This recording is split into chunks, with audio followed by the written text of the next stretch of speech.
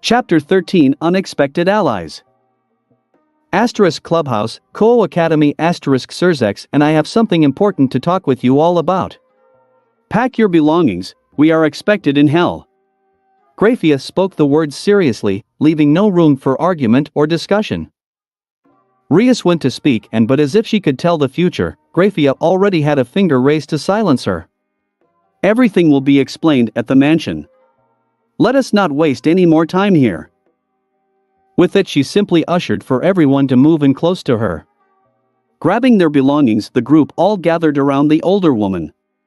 Issei stood comfortably and relaxed with an arm casually around each of his girlfriends. Kiba and Asia stood together beside Rias while Sarah half hid herself between Kaneko and Aquino. Graphia swept her vision around the group and her eyes landed on Sarah. Oh, a new addition. Graphia's demeanor did a complete 180 as she addressed Sarah with a warm motherly smile. My name is Graphia Lucifuge, Queen of Hell and sister-in-law of Rias. A pleasure to meet you. To say Sarah was taken aback was an understatement by any measure. Hi. I'm Sarah, she said awkwardly in a timid voice. With that, the Gremory symbol appeared and everyone vanished back into the underworld. When they reappeared, the familiar dark marble of the Gremory mansion met Issei. The group followed Graphia through to the large meeting room that they had used multiple times before. While the group moved through the mansion, Sarah stared around in absolute awe. She had never seen a place so immaculately furnished or that gave off such a presence of nobility and wealth. The group sat around the table before Graphia excused herself to fetch Surzex and the other guests for the meeting. Yet before she did, she waved her right hand in a relaxed motion, causing a large plate of sandwiches to be summoned in front of Issei. Despite having just eaten lunch, the young warrior cheered excitedly before digging into the food before him. Rias and Aquino simply smiled while watching their boyfriend's antics. Sarah was shocked at how quickly he was eating after having consumed so much food during lunch. Doesn't he ever get full? She asked rhetorically. Kiba answered her despite the question needing no actual answer. If he does, we've never found out how much food is needed to achieve it. The group went silent while Issei finished off his meal, as they all were either eager or nervous to hear what was so important to be told to them. Their wait was a short one. Before any of them could succumb to boredom, the doors opened again and Surzex entered along with Graphia and 3 other individuals. Rias almost fell off her chair in shock at the sight of those who accompanied her brother and his wife. Behind the couple strode first a tall handsome man with alabaster skin, long flowing blonde hair and blue eyes. He wore pristine gold and crimson armor in a fashion similar to that of a Templar knight of the late Middle Ages. Long white drapes hung from his shoulders that connected into a cape on his back, the golden cross of God emblazoned upon it. It wasn't his appearance that held everyone's attention and surprise, but rather the 12 white feathered wings that rested tucked in on themselves from his back. He was an angel, an important one, which was evident by simply looking at him. Issei was the first to shake himself of the temporary stupor caused by the appearance of the angel. He looked to the 2 women trailing behind. The first was around Rias and Aquino's height, perhaps slightly shorter. The young woman had shoulder-length blue hair, brown eyes, and wore a white cloak with the hood thrown back. The cloak concealed the majority of her clothing apart for her dark boots and the hilt of a sword which she wore on her back. Beside her was another girl in an identical cloak, boots, and with a sword on her back as well. This second girl had long light brown hair tied back in twin ponytails and violet eyes. Both girls appeared to lack the white wings of the angel, but Issei suspected that angels could also hide their wings like all of the devils and fallen angels he had encountered so far could. It only made sense to assume as such. As the group of 5 moved to take their seats around the table, the peerage of Rias Gremory came back to their senses and watched the angel take his seat. As he did so, Issei pushed his key senses out to get a read of the new arrivals. He felt his pulse of ki touch them lightly and then returned to himself. The 2 girls were human, however they possessed far more strength, Genki and Shoki, than that of a normal man or woman. Their power was enough that Issei felt they could give Kaneko or Kiba a run for their money. The angel was different altogether. He felt warm and possessed a power comparable to Surzex or Graphia. Still, Issei felt rather comfortable that if things went south, then he easily could match him in combat. With all present sat around the finely carved table, Surzex began to speak. I am glad everyone is finally together in one room. I understand that for many of you, having Michael here is quite the shock. However, I can assure you that this is a case of emergency for both our races. For that fact, he has graciously agreed to meet you all here. Surzek's words were businesslike, with an air of authority that let everyone know that there would be no hostilities here today. Issei had been told of Michael before. He knew that he was one of the archangels that led the forces of heaven. He didn't expect to meet him so soon though. As Surzek spoke, Issei looked around the group. Grafia sat by her husband with a slight smile. Her expression friendly yet diplomatic. Asia seemed torn between excitement at seeing such a high-ranking member of the heaven she still loved and uncertainty at what may come. Kiba held his face stoic and emotionless, almost as unreadable as Kaneko. Sarah simply shifted closer into Akino in a manner that a small girl might with an older sister when not certain of a situation. Akino and Rias wore friendly expressions that they had mastered through hundreds and thousands of formal events where their true feelings on a matter were inappropriate to show. However, neither girl quite held the diplomatic grace that Grafia was able to portray though. The blue-haired girl seemed the most uncomfortable of the angel's retinue. It seemed like she was going to great lengths to keep any unease from her features. Her partner beside her simply had her eyes cast down toward the table as if not sure where to look or simply not wanting to look anywhere. Michael himself had a calm, soothing smile on his handsome features as he politely faced Surzex while the Satan spoke. Issei couldn't tell whether the smile was genuine or fake. Either way, the angel was truly compassionate or an absolute master of hiding his own feelings. Possibly both. Surzex continued to speak and Issei focused his attention on the Satan. Our reason for holding this meeting is quite simple. Surzex spoke as if to explain an unspoken question. We have another guest here staying at the mansion who has information that could very well be instrumental to the facts of our situation. However, she is currently far too injured to be transported. But before we move to her, it is important that Issei meet Lord Michael and understand the information that he has to share with us, which is important for everyone here, but Issei especially. Surzex finished speaking and motioned to both Issei and Michael. The angel himself turned to look at the young warrior. His blue eyes gave the impression of sizing up the teen boy. Lord Surzex tells me that you wield great power. A power different to that of devils and angels. His voice was soft and yet clear as he spoke. The only word that Issei could use to describe it was angelic. Yeah, I'm pretty strong, Issei said nonchalantly. He sat comfortably in his chair while spoke bluntly. Rias and Akino groaned internally at his blaze attitude while both Grafia and Surzex rolled their eyes at the scion's casual cockiness. Before any could speak, the brown-haired girl spoke up with a voice filled with anger. How dare you address our lord in such a disrespectful manner? You filthy devil! She spat the final words vehemently. The tension rose instantly in the room as Ria's peerage tensed aggressively in response to her words. It was Issei who broke the air though. He chuckled as he responded to her. I meant no disrespect. But for your own awareness, I'm not a devil. The girl was about to speak again, but Michael stopped her with a hand on her shoulder. You are in fact a scion. Just as Surzex claimed. Michael's voice rose slightly as if he needed to hear the clarification from Issei himself. In silent response, Issei simply rose to his feet and unfurled his tail from around his waist. It swayed and twitched comfortably through the air behind him in the playful manner to which Issei found relaxing. The two girls accompanying the angel seemed to be at a loss for words. It was clear that they had no knowledge of Issei's race. Michael simply smiled at the clarification he had sought. And you are powerful, yes? Surzex has told me that you possess formidable fighting power. Again, Michael was wanting the answers from Issei himself. Strong enough to put you on your arse. He responded with his smile growing cocky and his voice challenging. Rias and Akino knew what was happening.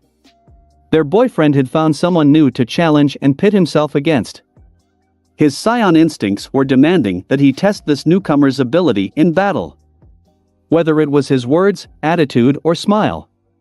Possibly all three, the brown-haired girl couldn't resist and spoke with a firm voice in almost a yell that told issei she had been offended.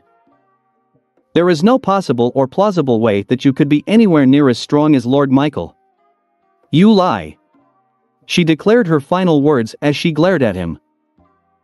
Her blue-haired companion looked toward both the girl and Michael but seemed indecisive about speaking.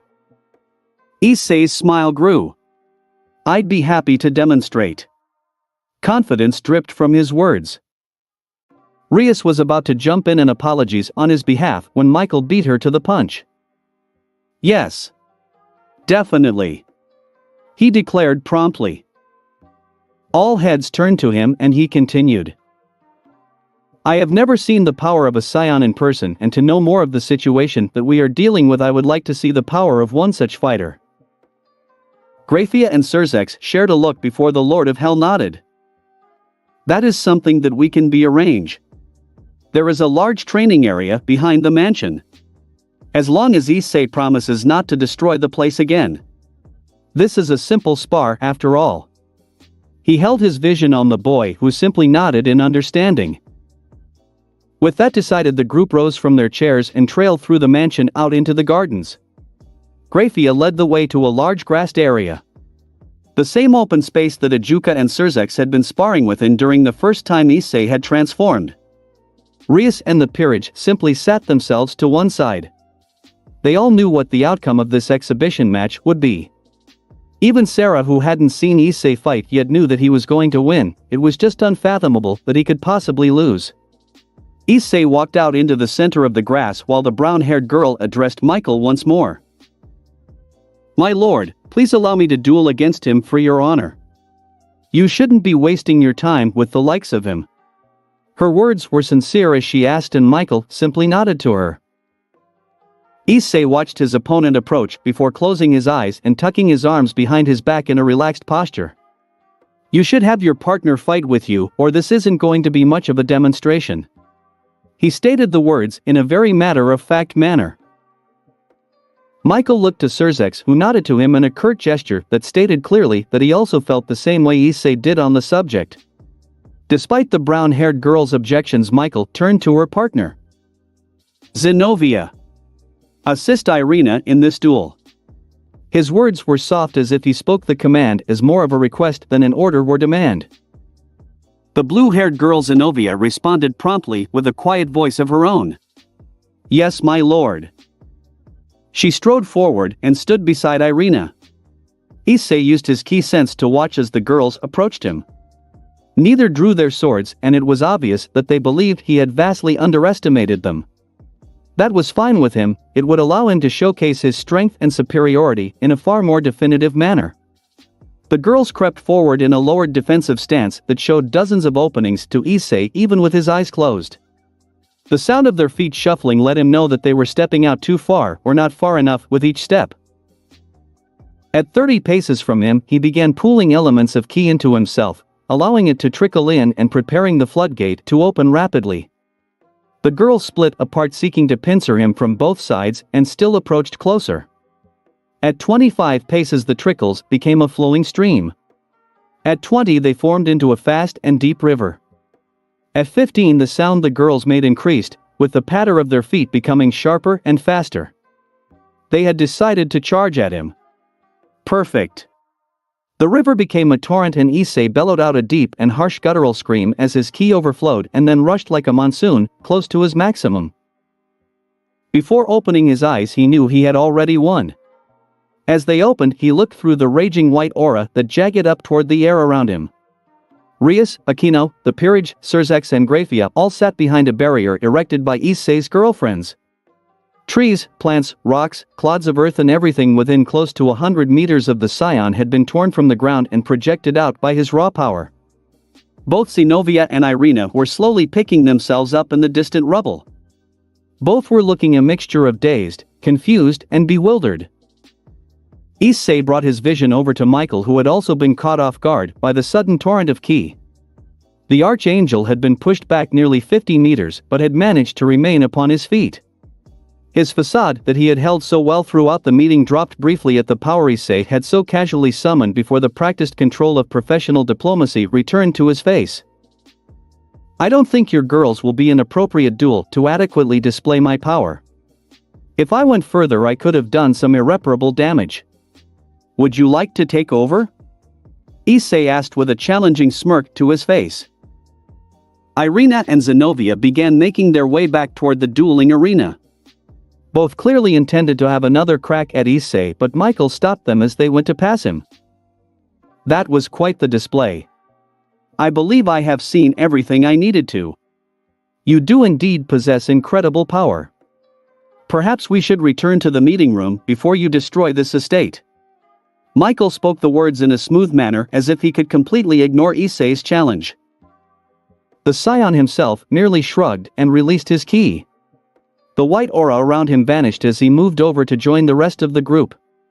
As he approached, Rias stuck her tongue out at him.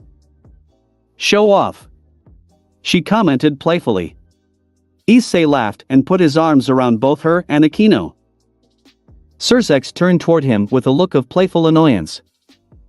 I'm glad you took care of that quickly. But why? Why did you have to trash my garden again? Issei spluttered into laughter while Rias and her peerage giggled as well. Even Michael himself split a grin at the comment. It seemed to cut away the traces of the tension that had filled the air before. The only ones not jovial were Zenobia and Irina, who were both in a state of shock at the raw potency Issei had effortlessly unleashed. They had no doubt now that he was powerful beyond their reckoning. Not that either would willingly voice such a revelation. Once they had all taken up their seats again, Grafia stood to address the group. Now that Issei's lineage and power has been confirmed for Lord Michael, allow us to begin the briefing, shall we? She spoke as if she were an officer in the military addressing a staff officer meeting or command group. As an intelligence gatherer and mistress of secrets for House Gremory, she may as well have been one. A series of incidents have occurred over the past 4 months that had adversely affected both the Devil and Angel nations. As such, this meeting will lay out all the facts of the occurrences as we know them and discuss what sort of joint effort we will be putting forward to deal with the threat. And yes, when I say joint effort, I mean complete cooperation from both sides. As she spoke, everyone paid her their complete and absolute attention. There was awkward looks at the mention of a joint venture, but those vanished at Grafia's stern final words. Now, Lord Michael, if you could present your findings first as they currently are. Grafia sat and Michael rose to the front of the room. Certainly. Gone was the passive edge to his voice. It was clear that now he was here to discuss serious issues and conducted himself in such a fashion. As I am sure you are all aware, aggressive fallen angel activity has sharply risen in the past months. This, we believe, has resulted from a rebellion within their ranks. He nodded to Grafia and she summoned the large flat screen that had been used previously within this room. The screen flickered on and the image of a tall dark-haired fallen angel took to the screen. He had long black hair, blood-red eyes and pointed ears. His pale skin gave him an instantly sinister look. 12 large black wings sprouted from his back behind the long coat he wore. At his appearance, Aquino tightened up in her chair, yet only Rias and Issei noticed. They were unable to question her though, as their attention was brought back to the screen with Michael as he continued. This is Kokobile. He vanished from the Gregory almost a year ago. His disappearance was such a sudden shock that Azazel himself placed out multiple inquiries in the hopes of finding him. He reappeared almost 5 months ago and instantly set about recruiting his own fallen angel army from the ranks of the Gregory. As such, he was declared a rebel with both himself and his followers exiled. However, he has been able to continue to amass large numbers of fallen angels and fanatics to his banner. He has done this by using the dramatic increase in his power and outlandish claims of having also found a true god. Michael paused and allowed the information he had given to be absorbed. Issei could tell that Drake was intently observing and listening into the meeting, as well as he was prone to do at times he deemed to be of vast importance. Michael wet his lips before continuing. Now if this was a simple fallen angel rebellion, then I doubt we would be sat here, but Kokabeel has also managed to recruit other warriors to his cause, and it's those warriors that have us concerned the most. Firstly, he has recruited a devil, to which I believe you are all well acquainted. Another nod to Graphia had the screen change from the fallen angel to a blonde-haired devil that Issei hated with a burning photo showed Riser shaking hands with Kokabeel. At the sight of Riser, Issei, Rias and Aquino all felt anger surge up and bubble within. They would not forgive him for his treatment of Rias. But now not only was this guy a first-grade douchebag, he was also a traitor to boot. So much for learning any humility. This photo was captured recently. I do not know the exact reasons for your young Lord Phoenix joining forces with this rebel, however I know answers will be given later by the other guest. Moving on. The image on the screen changed to show a boy in black pants, a green shirt with a white vest and a black jacket over the top. He appeared to be around Rias and Aquino's age with wavy silver hair and hazel eyes. Black devil wings protruded from his back in a manner that suggested he had just landed from flight. This is Valley Lucifer. I believe his family is exiled from hell, but what is confirmed is that he is also the bearer of a sacred gear himself. He is the current host of the White Dragon Emperor, Albion. At this declaration, Issei became more interested in the devil on the screen and Drake honed in far more intently. Ah, he has finally shown up. The dragon said from within the saiyan to only himself and his partner. Issei hummed in response and waited for Michael to continue, however Surzex interjected. Valley hails from an exiled faction that seeks to bring back the old orders of dominance in hell. They are outside the jurisdiction of the current Satans, and it does not surprise me that one of them has found himself mixed up with the likes of Kokabeel. Surzex spoke the words as if they left a foul taste in his mouth that he could not wait to be rid of.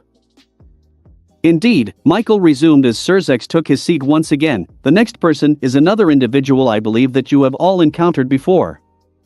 On the screen came the picture of a man, a manic unstable visage of a priest, one that had accompanied Rainier and fought Kiba.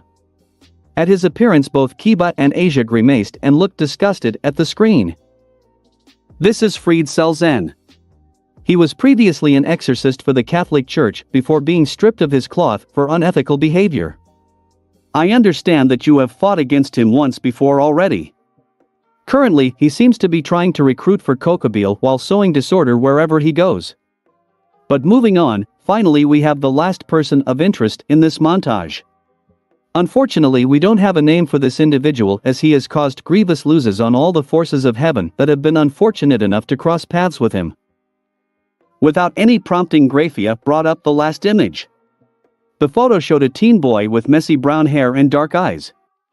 He wore a mixture of Chinese clothing with a thick Russian-style fur jacket over the top that was left open, giving a glimpse of his powerful build.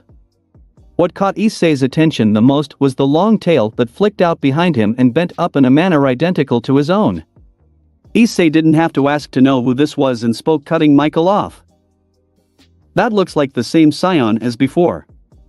The one from the photos of him fighting the angels over a month ago. Issei stated the words as a declaration. In confirmation, both Surzex and Graphia nodded in reply to him. Michael resumed speaking, not perturbed by the slight interruption. As I said, we don't know anything about this fighter. He fights in a manner that I believe is similar to your own Issei. What we do know is that he is incredibly powerful and wields pure ki energy like yourself. Finally, I don't think it would be a fool's guess to believe him a scion just as you are. To say Issei was excited would have been an understatement. Another scion presented a wide range of possibilities. The most pressing being that Issei had to fight him. To prove his strength against a true equal would be perfect for him. Where is he? Issei asked simply while trying to keep his excitement reined in. That photo was taken close to Moscow less than a week ago. It is the first time we have managed to capture an image of him that is usable for identity purposes and without compromising or losing an agent. Michael finished speaking and Graphia took over. This is why we brought you all in here. The appearance of another scion that is possibly aligned with our enemy presents a problem. We have reports from a survivor of a battle with him. an angel who sustained tremendous injuries and only survived by playing dead. As he lay bleeding out in the snow, he witnessed the individual interacting with Vala before the pair left the battlefield together. While we cannot determine his relation to Kokobile, his link with the outcast devil means that we cannot rule out a possibility of him also working for or with the traitor leader. Graphia paused before changing the image on the screen. The photos vanished and were replaced with a black background with a green three-dimensional holographic representation of the world projecting from the screen to be in front of the group directly above the table. Four red blips flashed on the green outlines of the countries and continents as the globe slowly rotated. One at Moscow, Russia. Another in Lima, Peru, and the final pair flashed in Paris, France. As you can all see, these blips represent the most recently known sightings of 4 of our 5 suspect targets. They include confirmed locations of Kokobile and this group of malcontents that he has amassed. Mobilized efforts by both ourselves and Heaven have resulted in minimal success and heavy casualties for the angel forces when encountering this unknown scion. All the while Kokobile and his agents have been able to avoid capture or decisive time, we have decided that a set of smaller elements will be sent in, utilizing human means to remain covert and below the detection threshold, thereby being far more likely to succeed. By not utilizing any major elements of our forces but having them on standby, we hope to be able to track them all down. Once located and confirmed, then larger assets can be deployed to assist with their capture or elimination. Issei couldn't say that he followed what was said all that clearly. He understood that they wanted these people caught or removed, but he wasn't sure entirely what they were asking for. Rias, on the other hand, had followed everything Graphia said perfectly and wasn't too pleased with the request. She wasn't about to let protocol or diplomacy push her and her peerage into something so reckless without speaking up. So let me get this straight. You all want us, she indicated around to her group of friends, to track down this group and what? Apprehend them? With only the promise of assistance coming in to help us if we call for it. How long would that take? An hour? 2? A day? That's insane. She felt her voice rising and her calm fading as she spoke. She was in no way comfortable with the idea of chasing after some rebel nutjobs half the world away with only vague promises of support if things went badly. Graphia went to speak, but it was Surzex who cut in. He spoke calmly but with concern lacing his words. I understand, Rias, I really do. I didn't plan to have to ask any of you to do this. Unfortunately, this is something that cannot be ignored, and Issei may be the only one with the capability to combat this unknown scion. It seems ridiculous that we are relying on the strengths of those who we ourselves should be protecting, but this is just the hand we've been dealt. Now I understand if any of you wish to decline, and I won't force anyone to assist. At this, Surzex faced Issei directly. Issei, it's your help that we really need. All pomp and talk aside, we all know that your powers are already far beyond that of any devil, angel, or fallen angel your age, or quite frankly much older and experienced. That being said, will you help us with this fight? Issei smirked in reply to Surzex and simply reclined back into his chair. Was there or could there have ever been any doubt that I would be keen for this? Another scion. Of course I want to track him down. Finally, I will have a proper equal to test my strength against fully. As for this Vala dude, if he really is the bearer of Albion, then Drake and I have to combat him sooner or later. Might as well get it over with. Issei spoke confidently and nonchalantly, however, when mentioning facing another scion he couldn't help but allow excitement to enter his voice. Michael interjected as Issei finished. Are you sure? You have great power, but we have no idea how much your adversary wields. His voice showed a concern that Issei dismissed immediately. Issei has far more strength than he has shown you yet. Far, far more. If he is in, then I will go with him. Everyone turned to face the speaker to find that it was Aquino. She spoke softly in a voice that Issei had never seen her use before. She seemed truly conflicted and concerned, however he could not tell exactly what it was about. The danger he would face? That she would face? Or something else? I would never let the people I love go into harm's way without me. Ria stated in a form of pledge to both Aquino and Issei. I am your knight and will follow your lead, Kiba stated plainly. In truth, he was nervous, but he knew his duty and would follow it through. I can't let any of you go without aid, so I shall come too, Asia stated quietly. Despite the gravity of the situation, she felt confident that they would all pull through. Kaneko merely nodded and Sarah did as well, feeling that she would stay beside the two girls she had taken as friends. We will help too, Irina stated simply from across the table before she continued, it is not just hell but heaven as well who is threatened here, and so we will also help you. I am also curious about the sort of strength that Issei wields if he says what he showed just before was merely nothing compared to what he could display. It was clear that she was conflicted between believing Issei's claim and a desire to see his true strength. Sursek smiled as he looked around the table. It seems we have our assembly then. He then indicated to his wife for her to resume where she had left off when Rhea sidetracked the conversation slightly.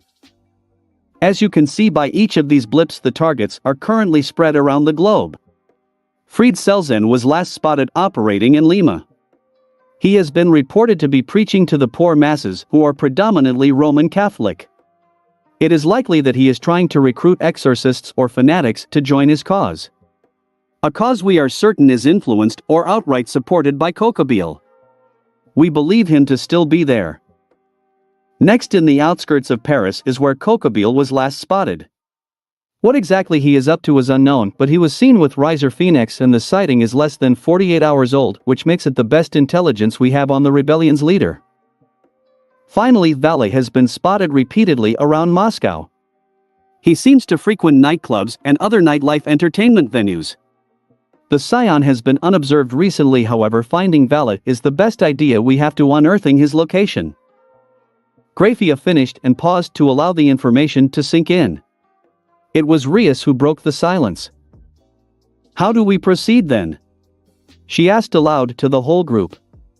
Before allowing for an actual answer, she continued on. Because the way I see it, we have two options. Either we all go to one of these locations, which means the others will probably be useless by the time we are done, but we will have better odds, or we split up into groups and tackle them all simultaneously. Heads nodded in agreement of her analysis of the situation. Issei spoke up first and in doing so unintentionally made the decision for the whole group with a simple statement. I'm going after Valley. This scion is what worries heaven and hell the most, right? Well, that's where I will focus my attention then. He made it clear that his intentions wouldn't be changed. In truth, both Rias and Aquino had known that he would have felt as such. There was just simply no way that Issei wouldn't pursue the other scion. I will go after Kokobile, Aquino stated plainly as Issei finished his intentions. Likewise, her voice held a resolve that meant that she was serious about this course of action. Rias looked at her with concern in her eyes, as did Issei, yet the young peerage queen held her resolve and simply smiled to them. I will go after him, she reiterated. We will deal with Fried, Kiba stated to the group as well. He held Asia's right hand and she nodded to Rias. We owe him a debt of pain for the last time, and now seems like the perfect time to pay it back to him with interest. Grafia came forward again and all eyes drew toward her. Well, it seems we have three groups pursuing our three leads. Now who will go with whom? She spoke in her calm manner and left the decision up to the group. Fried is an embarrassment to the church and an abhorrent abomination of the peaceful teachings that we stand for. Zenobia and I will accompany you both in his capture, Irina stated with a passion of anger toward the disgraced priest. I am going with Aquino, Sarah declared in her soft voice. In the young girl's opinion, there was no way that she would let Aquino out of her sight.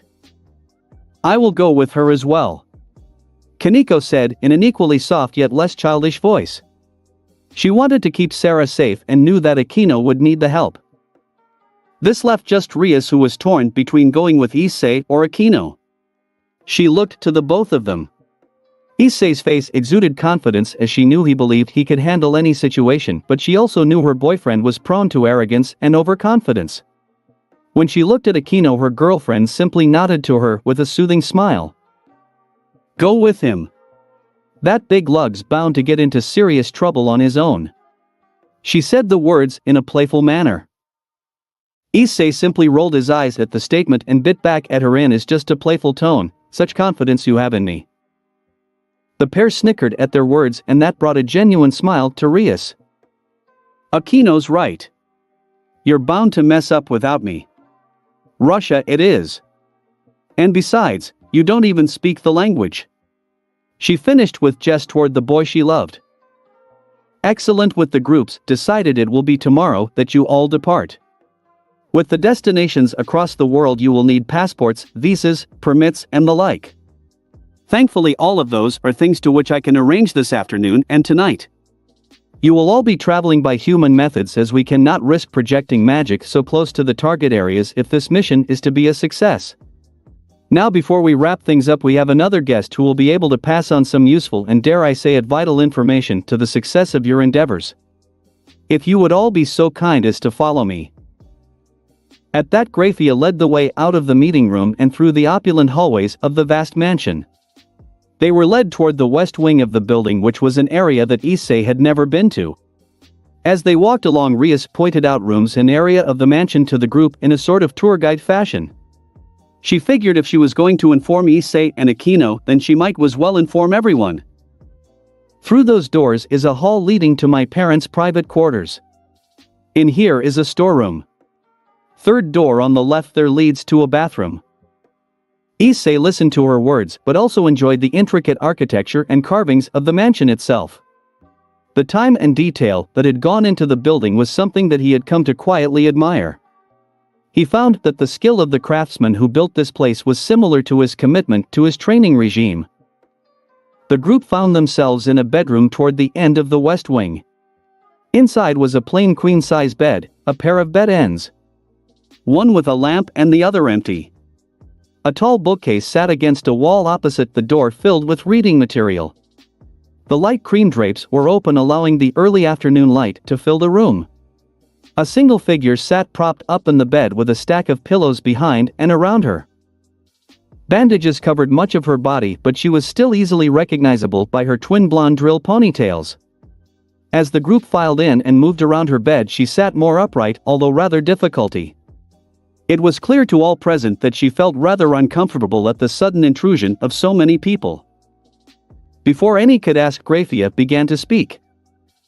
"Lord and Lady Phoenix brought Ravel into us in a most distressed and almost perished state yesterday morning. Riser has expelled her from his peerage and inflicted the severe wounds upon her that almost cost her life."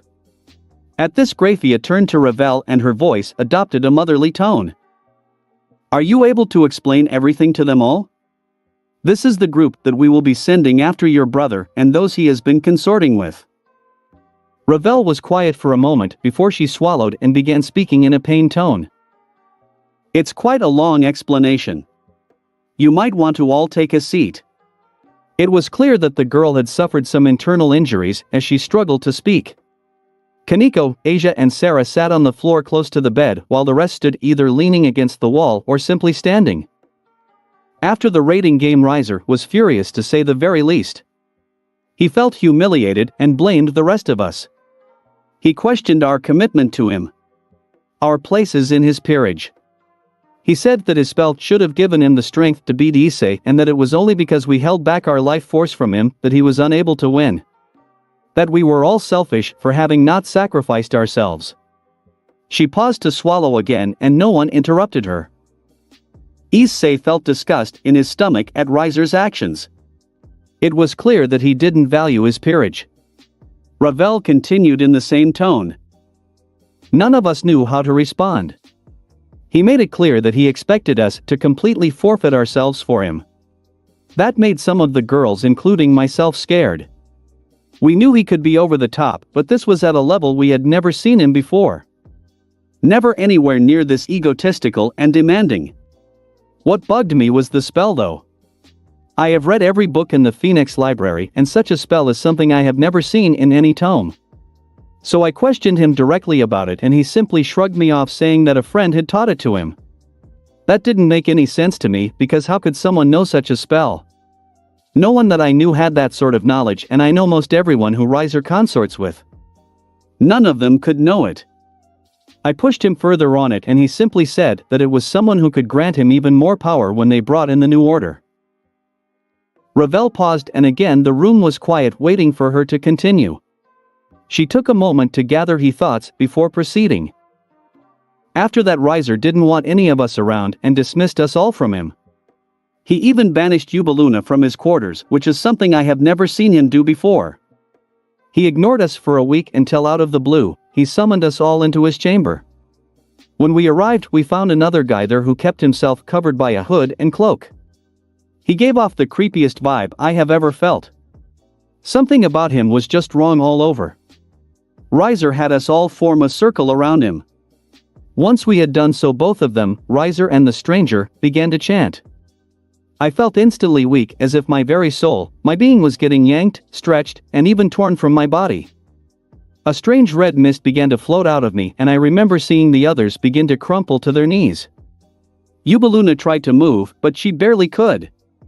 It was then that the stranger walked forward and opened his hood and cloak. Ravel shuddered involuntarily, and it was clear to all present that the experience had left some nasty scars on the girl. She took a moment before continuing to speak.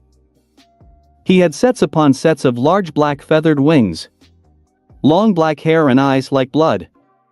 I recognized him as a fallen angel, but I couldn't do anything. I couldn't speak or move.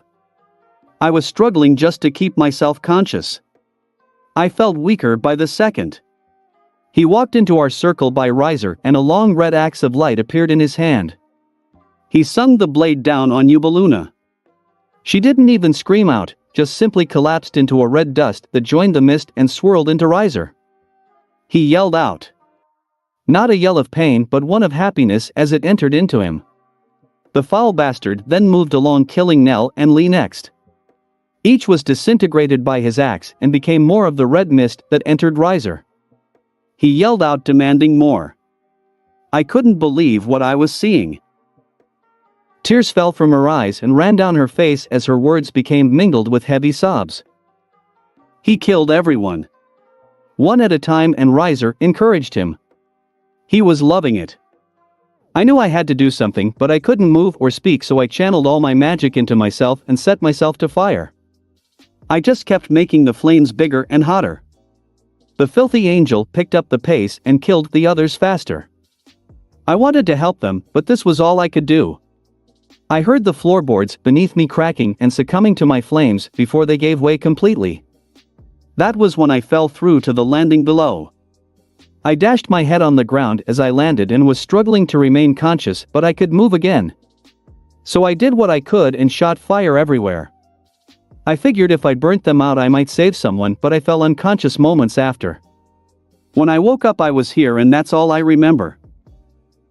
Ravel wiped her cheeks on her shoulders to try to dry the tears, but still more tears flowed. She slumped back into the bed, clearly emotionally drained by retelling her tale. Everyone was quiet after the events she had described. Rias was revolted by the actions Riser had taken. To kill and sacrifice the lives of his own peerage was something that could never be forgotten. She looked to both Aquino and Issei. On their faces she found mirroring images of sadness and anger upon painted across their features. It was Michael who broke the silence. His voice was filled with what could only be described as true compassion, empathy and sympathy as he spoke to Ravel. What you have been though is truly regrettable. I would never wish such an action against anyone. Your tale does help us though, as it confirms your brother's involvement with Kokobile while also explaining where he learned such a revolting magic. I hope that in our actions to apprehend him, that it will bring some measure of peace to you. Ravel knew the angel was trying to be comforting, but there was no comfort that she could gain so soon after the fact. Right now all she wanted to do was punish her brother. She had loved him and was devoted enough to become his servant. He had repaid her generosity with attempted murder. One other thought did keep going through her mind though. She spoke it aloud without actually meaning to. How come I survived? She wasn't really asking the question, but that didn't stop Surzex from answering her. I believe it was because you are a pure devil. The rest of Riser's peerage all began their lives as humans. No matter how strong they become, reincarnated devils are never quite as resilient to magic as those of us with pure blood. That is the reason why I believe you were able to use your magic to escape when the rest were unable to draw upon any power and thus could not escape. Surzex spoke his theory to her and Ravel nodded slightly. It did make sense. But what would she do now? Was there anything that she could do now? She was for all intents and purposes lost. A solitary thought entered her mind, a simple one. One with purpose. Revenge. It was something she could do. She looked up toward the Satan and stated her request simply. Let me go after him as well. The words came out stronger than she intended, and it became more of a demand than a request. I am sorry, Surzex began in reply to her. He wasn't offended by her tone. He understood that this was a very sensitive situation. The group are leaving tomorrow and I don't see any way in which you will be anyway near recovered enough to go with them. As it is now, you can barely move and they will need to be ready to engage in combat if it comes down to it. Ravel felt anger at his rejection and yet she knew his words were correct. I may be able to help there. Michael stated simply, this spell seems to destroy the attachment of one's own life force, ripping the very aspects of their being apart from their soul and giving it to another. I believe my magic can greatly speed up the healing process if you will allow me. Ravel looked conflicted between her desire to avenge herself and her comrades against her fear of accepting aid from an angel. While she deliberated, Issei thought on the spell that had been described to him and spoke with Drake.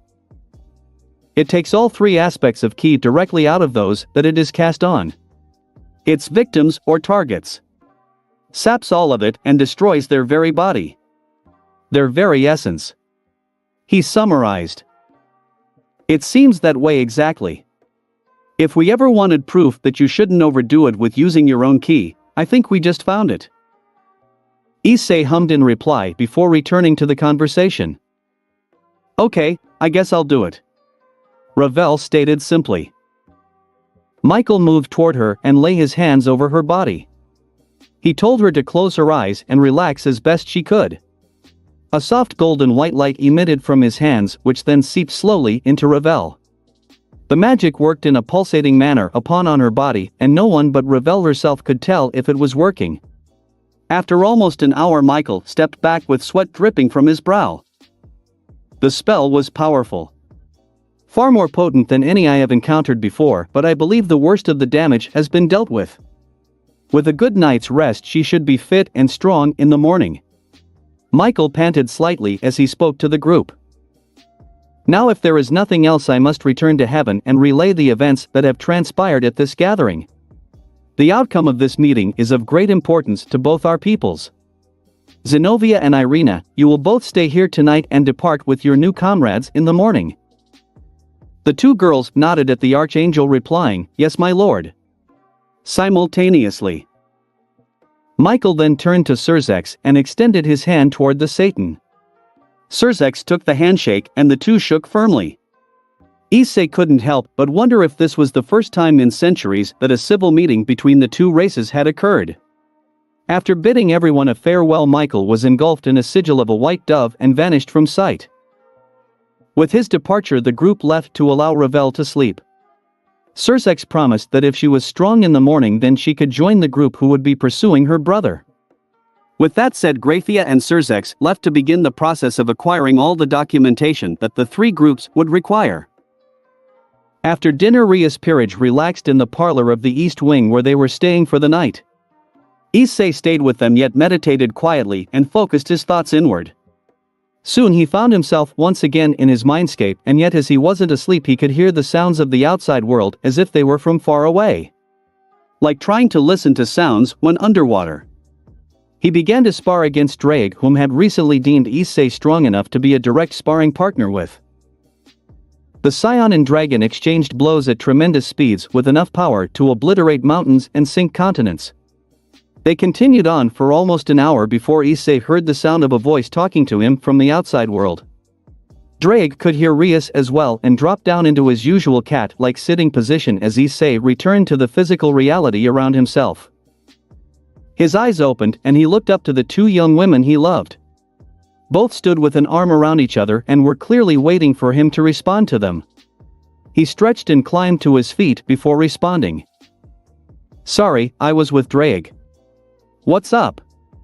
He spoke casually yet gave them his full attention despite how much he had been enjoying the duel. Both girls smiled at him and it was Akino who replied. "Seeing as we are heading in different directions tomorrow for who knows how long, we were thinking it would be fun to have a group date tonight," she stated happily with a flirtatious smile. Issei knew that smile could mean trouble, but he would be lying if he said he wasn't interested. "Cool. I'm in. But where to? Don't we have to stay in hell?" he asked.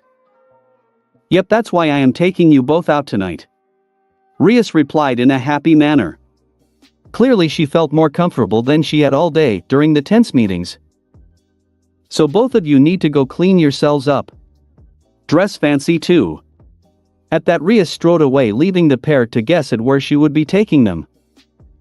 Akino moved to leave when she heard Issei voice a simple question with a slightly confused voice. "But we don't have any clothes here?" Akino chuckled as she replied, "There is plenty in the guest room Surzex gave to us. The clothes are all your size, and yes, before you ask, we both went through and made them all weigh a ton or two. Would be a shame if you had to go a few hours without any type of training." She smirked cheekily at him before whipping around and leaving in the same direction Rias had gone.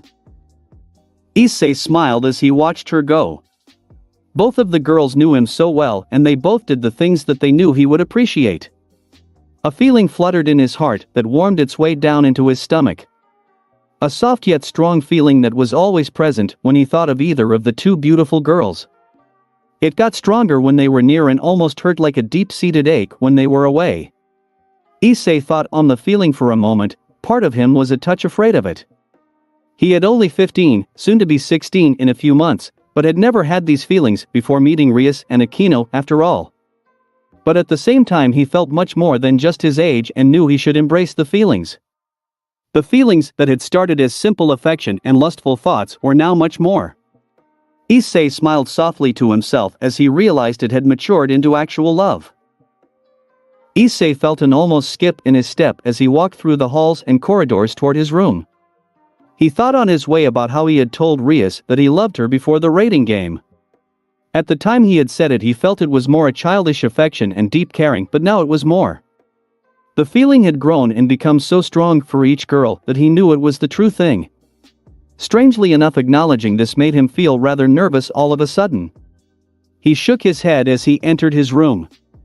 It was ridiculous to suddenly feel nerves over the girls who he had seen naked and even been intimate with. Sure, those actions had been lustful and spur of the moment, but that didn't mean he had to be awkward now. He took a slow breath before removing his clothes and placing them gently down on the bedside table closest to the ensuite door. He remembered with a smirk when he had dropped his shirt due to exhaustion and Surzex had freaked out thinking that an earthquake was hitting the area. His flustered appearance had caused Issei and Akino to split their sides with laughter while Rias shook her head at their childish reactions. The fact that earthquakes affected hell was something Issei had always meant to ask someone about but never gotten around to doing. He entered the shower and allowed the water to follow down his body. The fur of his tail became slick and water formed a small spurt off the tip just like a small trickle from a tap. The hot streams pushed into his muscular frame and worked on the tense knots that formed without his meaning to. Issei stretched and held a few different yoga-like poses before relaxing and cleaning himself with the various shower gels that resided on the shelving. The short stretches did wonders for him, and by the time he stepped out grabbing for a nearby towel, he felt as if he had shrugged of the weight of an entire planet. Which, considering how heavy his clothes were with enhanced gravity, he may just as well have. Issei toweled off the last of the water from himself as he browsed through the wardrobe. He settled on picking a dark set of dress pants, a tight white undershirt and a cerulean collared shirt that he rolled the sleeves up on. He was about to tuck his tail around his waist when he remembered the date would be in hell, and that meant he could move around freely in public with it out. Sure, some people might give him curious looks, but it wasn't going to cause a world-ending moment like it might back on Earth. As such, Issei found a selection of belts and settled for a plain black one with a solid titanium buckle shaped like a lion's head roaring into the wind. His attention moved over to a selection of male jewelry near the belts. Most of it wasn't to his taste, but a simple leather band necklace with a small silver hammer on the end caught his eye. Issei examined it and realized the hammer was a depiction of Mjolnir. Ancient history was a subject Issei had always enjoyed, and Norse mythology especially interested him. He smirked to himself as he imaged fighting Thor, one of the most powerful gods of the Nordic pantheon, against a saiyan. That would be exciting. Slipping the necklace over his neck, he tucked the band between the two shirts he wore so that it was only visible from the front, where he left a few buttons open. After finding and putting on a fine pair of black wingtip shoes, Issei gave himself a light splash of cologne to his wrists and neckline before leaving the room and heading down into the parlor to await his dates. As he entered into the cozy room, he noticed that Kiba and Asia were still awake and talking intimately together on a couch across from the entrance. Sarah and Kaneko had vanished. Issei assumed either to bed or to help Rias and Akino get ready for the date. Either scenario was as likely as the other. As for Irina and Zenobia, Issei had little to no idea where they would be, but he wasn't too concerned either. Asia looked up and surprised Issei massively by wolf whistling at him. The look of shock that covered his features caused Kiba to burst into fits of hysterics. "You know, you've been an absolutely terrible influence on her," Issei jested with a broad grin. Kiba shrugged while Asia simply looked back with a deep love at her knight. "Nope, he just set me free to really be myself, that is all." She curled herself into his lap before continuing. "I really did love my time with the church, but being with Kiba, I can still be devout to God while also being truly free to also be myself." Kiba blushed at the affection before not so subtly changing the topic. "So you are going out with Rias and Akino tonight?" he asked in a friendly manner. Asia rolled her eyes at his less than smooth transition before she cut in. "You know, Issei, you could have at least done something with that mop of hair on your head." Her voice was playful as she scolded him for his poor attempts at grooming. Issei chuckled as he scratched the back of his head. "Yeah, I've tried so many times, but it just keeps going back to being the messy way that it is, you know." He felt a little self-conscious, but was saved by a pair of voices behind him. "While I quite like the messy Issei look. What do you think, Akino?" Issei whipped around at a blistering pace and felt his mouth drop at the sight of both girls. Rias wore a bright mint green cocktail dress. It covered her right shoulder while exposing her left. It also showed off quite a bit of cleavage. In comparison, the left side ran down much lower than the right side, giving the dress an asymmetrical appearance that was both classy and seductive at the same time. She wore silver high heels and a dainty silver necklace with a simple star pattern engraved into it. Her hair hung elegantly down past her shoulders and covered her right ear. On her left, Issei could see a small yet beautiful silver earring with an emerald at the center. Her makeup was light yet just enough to enhance her beauty without being overbearing. "I think he is lucky that he is so darn handsome, but I just can't bring myself to care what his hair is doing," Akino replied to Rias in a seductive, playful tone of voice. Her words brought Issei's vision over to her, and he was once again enraptured by what he saw. She wore a white tight-fitting dress that hugged all her curves in just the right ways to accentuate all her assets. Like Rias, she wore high heels, with hers being rose gold. Her hair was done up in an intricate yet beautiful fashion, and a pair of long rose gold earrings fell from her ears in a way that Issei found entirely enticing. Her makeup was just as perfect as Rias, and Issei struggled to tell which girl was more beautiful. He was simply blown away that he could be lucky enough to love both of these young women.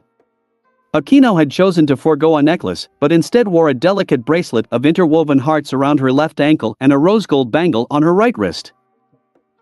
"Damn!" was all Issei could muster.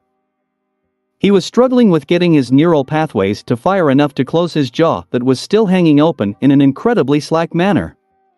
Both girls smiled deeply, both bristling with happiness at the effect they had on the boy they loved.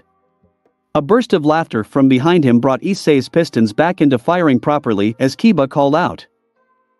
"Way to go, Issei. They've got you floored already." Issei didn't both to turn around and simply flipped Kiba off with a chuckle of his own. Yeah. Everyone's a comedian. He let out in a voice fitting for the light banter between the two. With it he strode forward and took a hand each of both the girls before they made their way to the car that was awaiting outside the manor to chauffeur them to their destination. Issei realized as he was going that he didn't have a wallet on him and had no idea how he was going to pay for anything tonight. When he looked though, neither girl carried a bag with them. Usually he saw girls and women carrying purses or small clutch bags, yet they had nothing. Rias, I don't have my wallet. He began, but she simply smiled at him before cutting in. Don't worry. Everything has been arranged and prepaid for. Tonight we can all just let loose. She said the final sentence and Akino cheered to that. Issei felt a broad smile cover his face as the trio left the mansion and walked down the front steps to a beautiful silver Aston Martin that awaited them. The driver got out and opened the doors for them. Issei recognized the man as one of the senior staff members of the Gremory residence. He was a devil who had been in the employ of the Gremory household for quite a long time. When Rias spoke of him, Issei could tell that she was fond of the older man and that he was something of a de facto parental figure to her. As Issei approached the vehicle, he racked his brain for a moment for the man's name before it came to him. As took his seat in the car, he turned to the older man. Thank you, Bashar. The man smiled politely before speaking in a deep, mature tone of someone who had been there and done everything. You're welcome, young sir. In the back, Rias sat between Akino and Issei. Both found themselves cuddling into her slightly as they drove out of the estate. After a short drive through the suburbs of hell, which Issei just couldn't bring himself to look at, being far too enamored with soaking in the sight of both the young women beside him, the car pulled up outside a large curved building.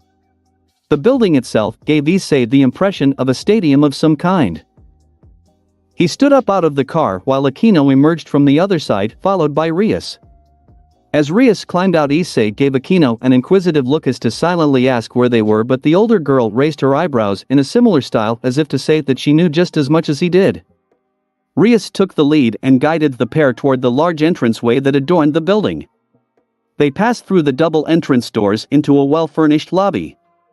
Other people mingled around, with the majority congregated by a set of booths where they queued to interact with an attendant inside. Rias led them in a short way and then spun around to face her dates. First up, we have Gaki Racing, she announced with a happy smile and short bounce. Akino's face lit up at Rias' words. Oh, I've always wanted to see a real Gaki race live. Issei could feel the excitement coming off in waves from the girls, but he had no reference to understand what they were talking about. Both girls saw the confused expression on his face and giggled while explaining together. It's sort of like horse racing in the human world. You will just have to see it to know it. Issei found the girls' excitement to be contagious and happily followed the two bubbly girls as they approached a set of lifts opposite the booths. Normally you need to pay for admission at the booths. As well as that, it is where you can place bets, but I've already organized a private booth so we don't need to worry about it tonight. Rias explained as they entered the small box elevator. The elevator itself reminded Issei of the design utilized in the early 20s that was quite retro and popular with modern architects. Rias pressed the button for the 5th level and the elevator jumped to life. For such an old machine, it glided smoothly and Issei assumed that magic ensured everything flowed perfectly. Walking out into the private booth, Issei found himself in what could very well be his own slice of heaven and hell. The room was comprised of mostly glass panels that gave an excellent view of all the action in the arena, while two other doors led off to a private restroom and a balcony on the outside of the arena for fresh air. Comfortable couches faced toward the glass windows that showed down onto the track. Small tables sat either side of the seating with a selection of alcoholic and non-alcoholic beverages. But what held the scion's attention the most was the long wide table that covered an entire row of windows piled with an elaborate buffet. The grin on his face expanded to near bursting proportions as he took in the sight of so much delicious food. However, this was a date and Issei was nothing if not a gentleman. With that in mind, he accompanied the girls over to the couch, helped the both of them sit and then handed them a drink. Both chose a sparkling rose wine. Issei himself picked up the same as he didn't have much experience with alcohol and knew that Akino had dabbled enough to know a good drink. Sitting down with Akino in the center, Issei took a sip from the fluted glass and found the mellow taste to be pleasing if a bit too sweet for his tastes. So, Rias began, "Let me explain gaki racing to you." Her voice was excited and it was clear that this was something she enjoyed. As such, Issei knew he would definitely pay extra attention to ensure he got it. Akino also paid attention. She was familiar with the sport but knew that her girlfriend knew much more than she did. Not that she needed an excuse to listen to her girlfriend's voice, she was always happy to listen to Rias. "Do you see those large sleek beasts down in the stables?" Issei stretched forward, sweeping his vision over the stadium. He took in the sight of the mentioned animals. They looked a lot like oversized pumas or cheetahs with a few small changes. Each was close to the size of a horse, their snouts were elongated in a manner similar to a crocodile or Chinese dragon, and they each had 3 tails which fanned out separately like a peacock's. The bodies of the animals ranged from midnight black to silvers and chestnut browns. Their tails were drastically different with great plumage of colors. Each animal, while odd to see at first, was actually quite appealing in appearance, and Issei could understand why his girlfriends liked them. Both girls were fans of things that they found to be cute. Rias continued to talk as Issei looked down through the glass. "Those are the gaki. Each mount has a rider and a controller. The gaki can be trained but not as easily or as obediently as horses, so the rider can't actually tell them to run. So instead, the controller summons a ball of magic that flies in front of each gaki, letting off a scent that only that specific gaki can smell and resembles that individual's favorite food or prey. The ball goes around the track and the gaki chase it until they reach the end. Similar to how dogs chase the rabbit in races. Following so far?" Rias spoke quickly and stopped only to take a quick breath and wet her throat with her drink. Issei hummed in acknowledgement before summarizing everything. "Cool cats are the gaki. One person rides them, one makes an energy ball that the gaki wants and it chases the energy ball to the end of the course." Rias continued happily, "Yep, perfect.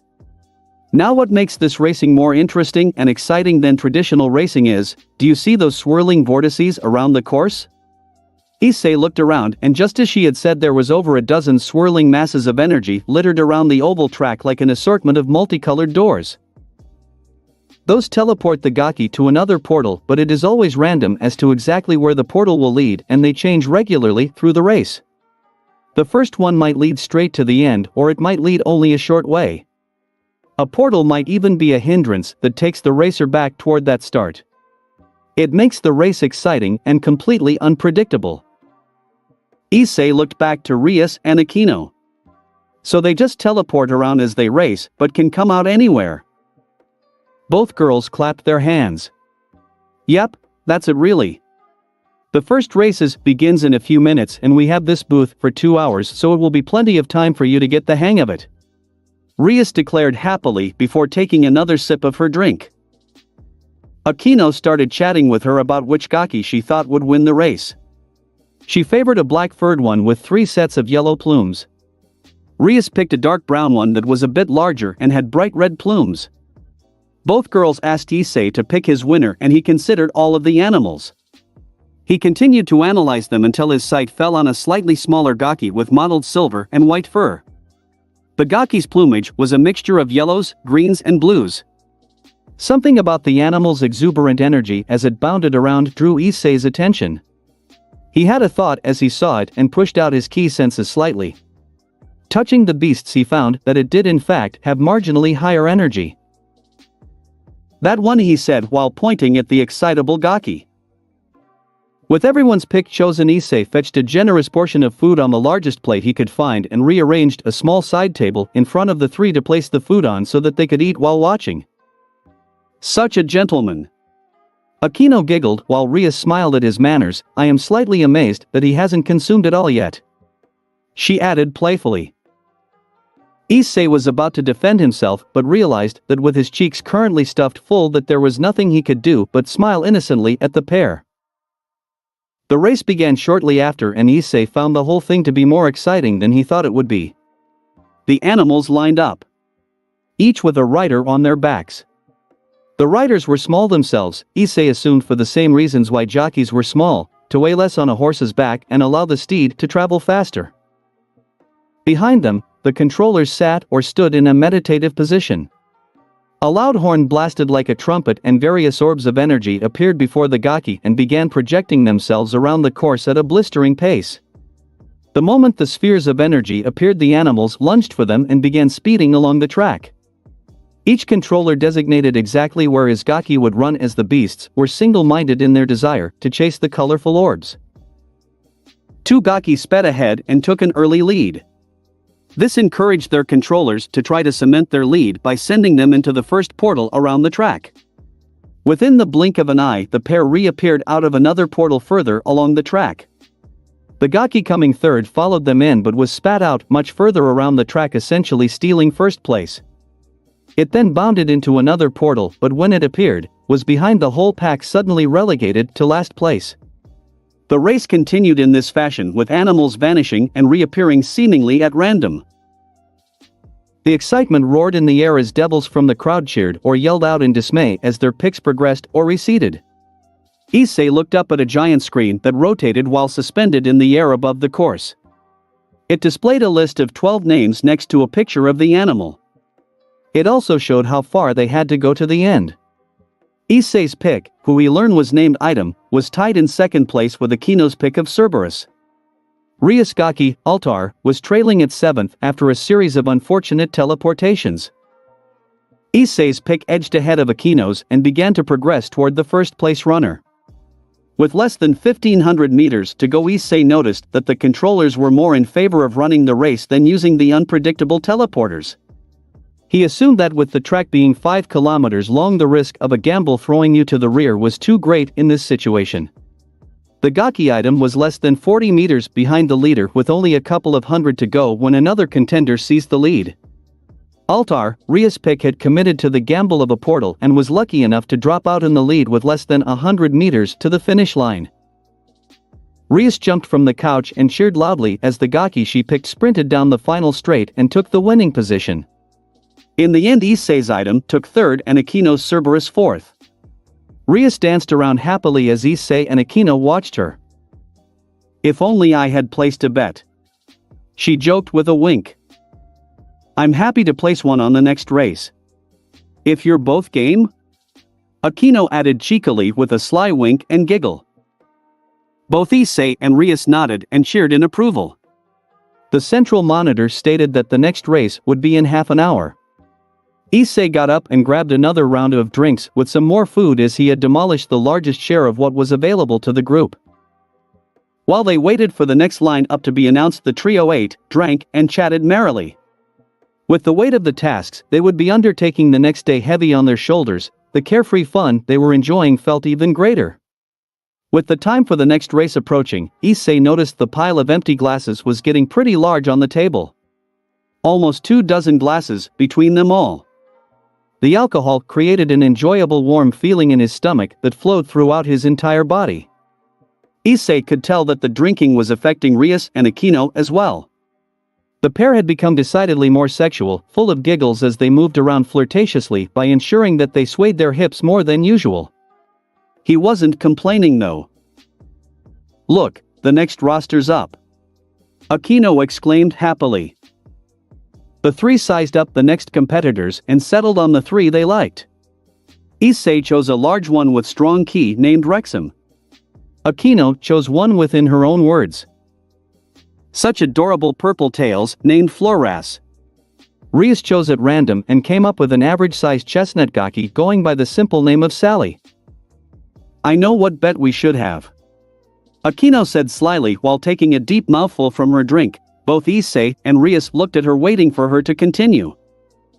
"The 2 gakis that lose out of our 3, those 2 of us have to strip off an article of clothing."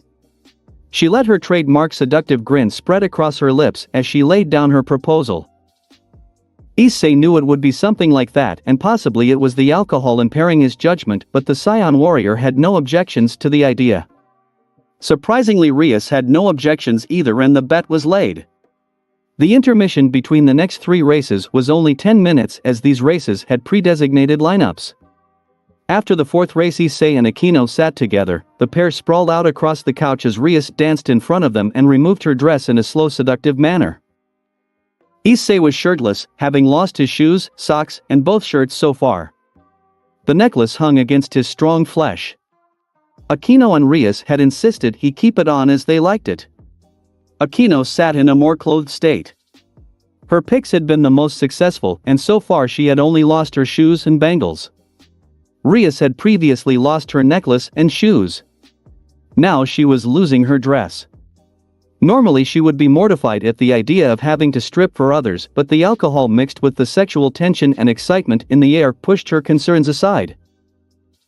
In a slow, seductive manner she swayed from side to side to a rhythm that only she could hear. As she did, she pushed the shoulder piece from her skin. She reached behind herself and unzipped the dress before pausing, her eyes locking with both Issei and Aquino.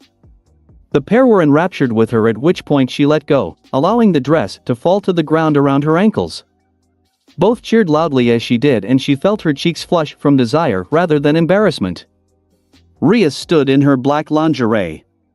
Lacy undergarments covered her erogenous regions. Aquino and Issei beckoned for Rias to join them on the comfortable couch, but Rias declined.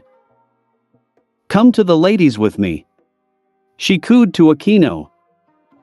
The other girl was about to protest when she caught the seductive look in her girlfriend's eyes and smiled while jumping up in agreement. Issei watched as the pair went off to the private restroom that was connected to their booth exclusively. The next race began while the girls were away, and Issei grabbed a quick snack while looking out through the glass. Initially he had been worried that the crowds might be able to see their fun, but Rias and Aquino had assured him that the glass only let them see out and not for others to look in. It was a commonplace practice to allow people in these expensive booths to have plenty of the privacy that they had paid the extra money for. Issei was reclined comfortably in the center of the couch with a glass in his hand when he heard the sound of the girls' footsteps approaching less than 10 minutes after they left. When they came into his sight, he dropped the glass from his hand, causing the contents to splash across the ground as the glass itself rolled away, all missed by the trio as the girls giggled.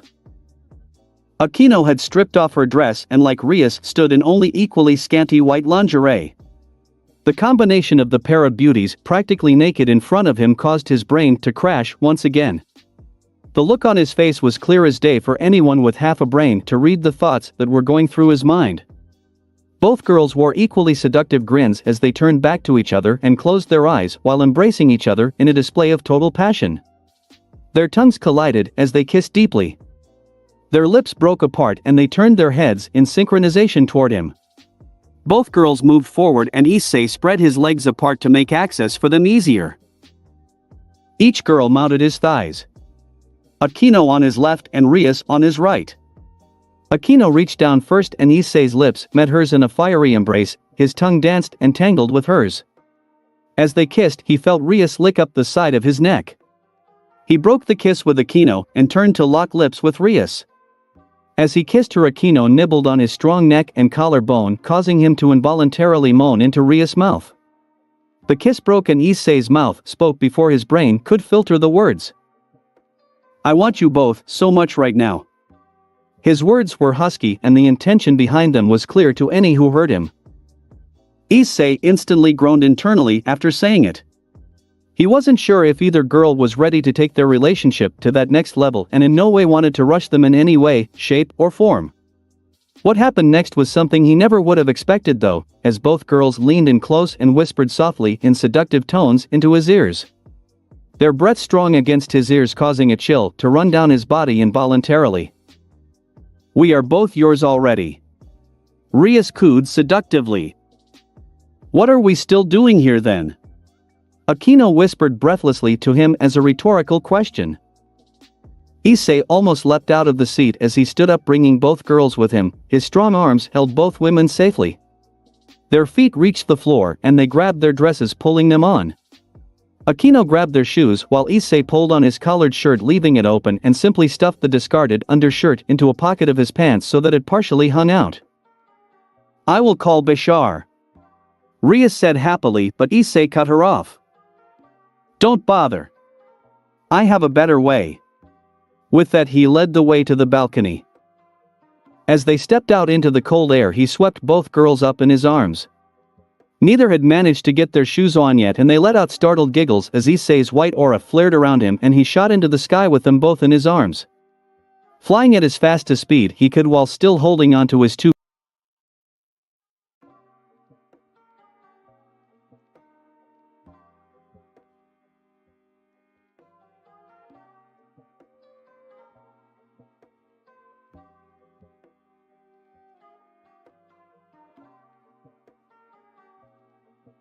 Well over 3 hours later, the trio lay naked and sweaty in Ria's bed. They considered going for a shower together, but no one wanted to disturb the immense sense of contentment and love that ran over them all. Issei lay in the center, with each girl laying across a half of his body. He could feel the beat of both of their hearts, which throbbed at a steady and peaceful rhythm. He kissed both of their foreheads and spoke words directly from his heart. "I love you both so very much. More than life itself is how much I love you too." His voice was sincere and the words flowed from him. Both girls looked up at him and he saw tears in both of their eyes. Ria swiped at hers while Akino let them spill. She simply pushed herself up to look at both of them. "I love you both too. I always have. I only realized recently that it was true love, but I have always loved you, Rias, for so very long, and I fell for you, Issei, the moment I met you." Her words were just as heartfelt as Issei's. Ria sniffed and the pair realized that she was crying. She rubbed her face on Issei's chest and then looked at them with a smile as she cried. "I'm so happy. I love you both so much too. I don't ever want to leave either of you." The trio embraced and held themselves against each other for a long while, just listening to the breathing of the two people they each loved beside them. Without any of them even realizing it, they all fell into a peaceful, fulfilling and truly restful sleep.